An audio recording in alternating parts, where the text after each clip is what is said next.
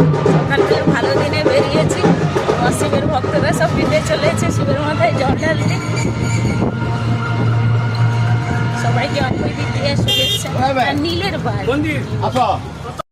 ভালো দিনে বেরিয়েছে কিন্তু সব বাবার মাথায় জল ঢালতে যাচ্ছে। আমার যারা বসেছে তারাও যাচ্ছে, বর্ষমায় পুজো দিতে, আর আমি তো যাচ্ছি আমার নিউট্রিশন সেন্টারে, ছুটি পেয়েছি। ঠিক আছে,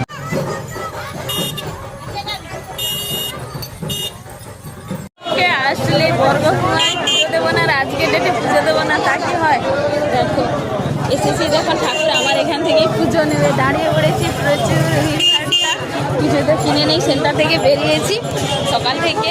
ঠিক আছে চলো দেখাই, আমার শিবের পছন্দের জিনিসপত্র কিনে নেই যতটা পারি।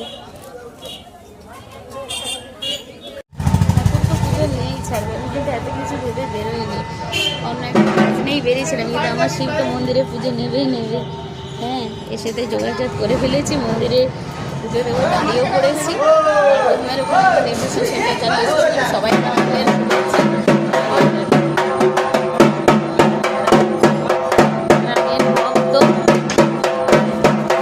সবার ভালো কাটে শিবের দয়ায়।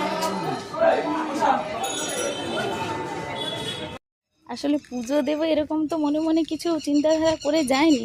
আর সকালে তোমাদেরকে বলি আমি পুজো করে দিয়েই বেরোই, কিন্তু ট্রেন ধরবো বলে এত আকপাক করে গিয়েছি, পুজো তো করেই যায়নি। ঠাকুর আসলে ওখানেই আমার পুজোটা নেবে শিব। এই দেখো চলেই আসলাম প্রায়। পাখির শব্দ শুনতে পাচ্ছ? পিক পিক করে একটা নদীর পাখি ডাকছে। এই জায়গা থেকে যেতে আমার রোজ খুব ভালোই লাগে। স্কুল থেকে ফেরার পথেও একটু একটু ভিডিও করতে করতে যাই, আর আজও তার ব্যতিক্রম নয়।